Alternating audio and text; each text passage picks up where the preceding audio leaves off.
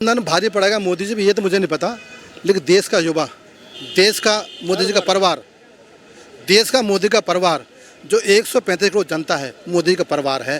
परिवार फैसला करेगा 24 में कि कौन जीतेगा कौन हारेगा। और मुझे इतना पता है कि परिवार मोदी जी के साथ है। मेरा बड़े भाई हैं, हम उनके साथ हैं। मैं पसमंदा समाज का राष्ट्रीय अध्यक्ष हूँ। मैं पसमंदा समाज से आता हूँ और मुसलमानों ने, पसमंदा समाज ने ये वादा कर लिया है कि हमने उनके राशन खाया है, हमने जनधन खाते से पैसे लिए हैं, हमारे खाते खुले हैं। और मुसलमान जब किसी का अन्न खाता है तो फिर वो उसका चुकान करता है, उसको हलाल करता है। इस बार पसमंदा समाज, जो देश का पसमंदा समाज है, वो मोदी जी को वोट करेगा। और देश को बदनाम कर रहे हैं, मेरे देश को, सेना को बदनाम कर रहे हैं। सरकार कोई रहे न रहे, सरकार आती जाती रहती हैं। इस देश की सेनाएं, इस देश की सीमाएं और इस देश के जवान हमेशा बलिदान देते हैं। ये उन सेना नानियों का, उन सेनाओं का और उन सेना अध्यक्षों को ये बदनाम कर रहे हैं, अपमान कर रहे हैं, जो रात दिन -50 डिग्री में खड़े होते हैं बर्फ़ के अंदर। ये उनका अपमान कर रहे हैं। राहुल जी, आप राजनीति करो, परंतु मेरे सेना का,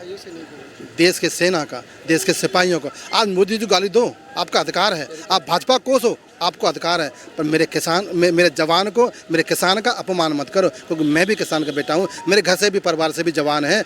वो जवान 12 महीने, 18 महीने, यहाँ तक एक साल तक नहीं आते हैं, अपने परिवार से दूर रहते हैं, तिरंगे के लिए अपनी जान दे देते हैं। उनका तिरंगे का सम्मान करो। आप कहीं ना कहीं उन तिरंगे का अपमान कर रहे हो जो मेरे शहीदों का है। अगर मैं बात करूँ तो चीन बॉर्डर का जो मसला है वो काफ़ी टाइम से चला आ रहा है, लेकिन राहुल गांधी अब इस मुद्दे को ज़्यादा हाईलाइट कर रहे हैं। और उनका ऐसा मानना है कि जब से मोदी जी सत्ता में आए हैं तब चीन ने ज़मीन वो ली है, लेकिन ये मुद्दा तो काफ़ी सालों से चलता आ रहा है। चीन हिंदुस्तान की 1 इंच जमीन नहीं ले सकता। मेरी सेना है देश की, मेरे सेना के जवान और मेरे सेना बहुत ताकतवर है।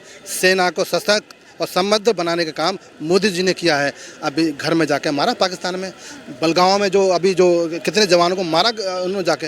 ये मेरी देश की सेना है, इस देश की सेना का अपमान मत करो। और राहुल जी के पास कोई मुद्दा ही नहीं है। वो गठबंधन कर लेंगे तब भी अपने देश का अपमान करेंगे। बाहर जाते हैं तो देश की बुराई करते हैं, बाहर जाते हैं तो सेना का अपमान करते हैं। और पाकिस्तान हो या चीन हो या बांग्लादेश हो या कोई और कोई देश हो, भारत की सीमा को छू नहीं सकता, क्योंकि मेरे देश की सीमा, मेरे देश की सेना सशक्त है, समृद्ध है, जवाब देना जानती है। और 1 इंच अगर लेगा तो 10 इंच लेना जानती है। लगातार राहुल गांधी जो है सेना पर सवाल करते हैं, मोदी जी के कामों पर सवाल करते हैं। क्या लगता है इस तरीके की हरकतें करके वो जनता में अपनी छवि बना पाएंगे बेहतर तरीके से?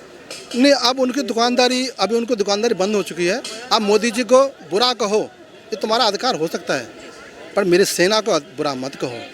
जब तक सेना जगती है तब हम सोते हैं घरों में। हमारे सेना के जवान रात में खड़े होते हैं, बर्फ़ में खड़े होते हैं, हम आराम की नींद सोते हैं। ये हमारे सोने का नहीं है, हमारा उनको सपोर्ट करने का है। हम जब सेना को सपोर्ट करेंगे तब बल मिलता है। हम सेना को का बदनाम करेंगे, अपमान करेंगे तो कहीं ना कहीं हम उन शहीदों का अपमान करते हैं जिन्होंने अपनी तिरंगे के लिए जान गंवाई है। सर, विपक्षी पार्टियों की अगर मैं बात करूं तो सारे दल एकजुट हो सके हैं। काफ़ी बड़े बड़े नेता हैं, उनमें आपको नाम तो पता ही होंगे। कह रहे हैं कि इस बार मोदी जी जो हैं भारी पड़ने वाला है, जो इंडिया गठबंधन नाम रखा है मोदी जी पर भारी पड़ने वाला है। गठबंधन भारी पड़ेगा मोदी जी भी, ये तो मुझे नहीं पता, लेकिन देश का युवा, देश का मोदी जी का परिवार, देश का मोदी का परिवार, जो 135 करोड़ जनता है मोदी का परिवार है। परिवार फैसला करेगा 24 में कि कौन जीतेगा कौन हारेगा। और मुझे इतना पता है कि परिवार मोदी जी के साथ है। मेरा बड़े भाई हैं, हम उनके साथ हैं। मैं पसमंदा समाज का राष्ट्रीय अध्यक्ष हूँ। मैं पसमंदा समाज से आता हूँ और मुसलमानों ने, पसमंदा समाज ने ये वादा कर लिया है कि हमने उनके राशन खाया है, हमने जनधन खाते से पैसे लिए हैं, हमारे खाते खुले हैं। और मुसलमान जब किसी का अन्न खाता है तो फिर वो उसका चुकान करता है, उसको हलाल करता है। इस बार पसमंदा समाज, जो देश का पसमंदा समाज है, वो मोदी जी को वोट करेगा। और तीसरी बार मोदी जी अपना रिकॉर्ड तोड़ेंगे और फिर झंडा लहराएंगे।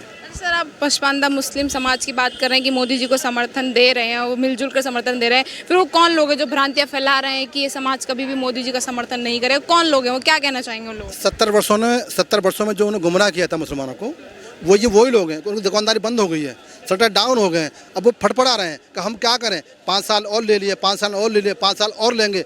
और मोदी जी 24 में आ रहे हैं और आने वाले 50 तक तो भाजपा ही रहने वाली है, क्योंकि भाजपा सनातनियों की है, विदेश की नहीं है। जो विदेश की पार्टियां हैं उनके शटर बंद हो गए हैं। भाजपा इस माँ भारती के आंचल से पैदा हुई है, भाजपा जनसंघ से पैदा हुई है, भाजपा स्वयं सेवकों से पैदा हुई है और भाजपा इस भगवा ध्वज को लेकर पैदा हुई है। तो अब भाजपा आगे 50 साल तक रहेगी और जब 50 साल हो जाएंगे भाजपा को तो देश दुनिया में सबसे उत्तम देश होगा, सबसे विकसित देश होगा और मेरे देश का झंडा तिरंगा लहराएगा। यही मोदी जी का, यही भाजपा का प्रण है। यही आवाज़ है विपक्ष की, जो मोदी जी हैं अपनी विचारधारा लोगों पर ज़बरदस्ती थोप रहे हैं। आपने भगवा की बात करी, आपने सनातन की बात करी, बोल रहे हिंदुत्व का जो ये ज़बरदस्ती लोगों पर थोप रहे हैं। क्या आपने ऐसा कुछ फील किया कि ज़बरदस्ती आपके उनकी विचारधारा आपके ऊपर थोपी जा रही है? आप हिंदू हो, राम को मानते हो?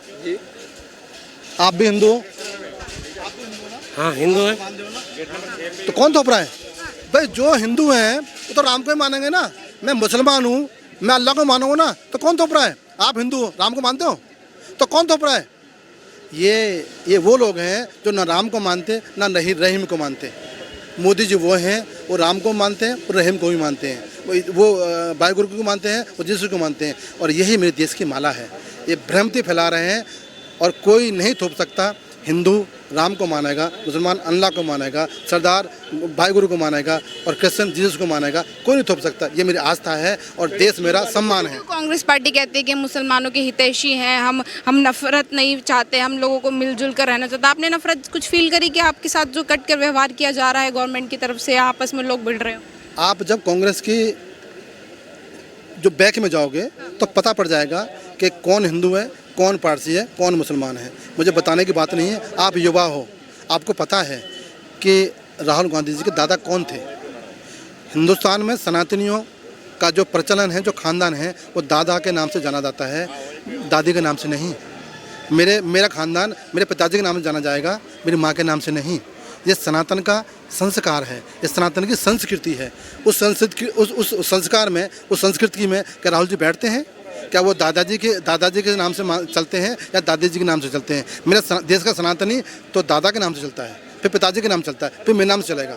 ऐसे ही पूर्वज चलते आते हैं। तो उनका कौन सा संस्कार है मुझे नहीं पता, लेकिन देश अब बदल गया है। अब बहकाया भी नहीं आएगा। राहुल जी आप राजनीति करो, परंतु सनातनियों का और देश के जवानों का अपमान मत करो। एक आखिरी सवाल मैं लेना चाहूँगी, यदि सर 2024 में मोदी जीत जाते तो जो और विपक्षी पार्टियां जो ये गठबंधन रेडी हुआ है, इसका क्या भविष्य होने वाला है? भविष्य इनका ये होने वाला है, ये विपक्ष में बैठेंगे और अपनी राजनीति आश्रित करते रहेंगे और गुमराह करते रहेंगे। गुमराह करने वाला कोई आएगा नहीं। मोदी जी ने वो ऐसे काम किए हैं शायद 70 वर्षों में कभी नहीं किए गए। इन 9 वर्षों में वो विकास हुआ है देश का कि हिंदुस्तान को आज दुनिया नमन करती है। अगर मोदी जी को बॉस कह दी है तो आपके लिए बॉस कहा गया है, इनके लिए बॉस कहा गया है, मेरे लिए बॉस कहा गया है। अगर मोदी जी के बाहर के राष्ट्रीय अध्यक्ष पैर छूते हैं तो मेरे 135 करोड़ जनता के पैर छू जाते हैं। इससे बड़ा मेरे सौभाग्य की कोई बात हो ही नहीं सकती। बहुत बहुत धन्यवाद। Thank you.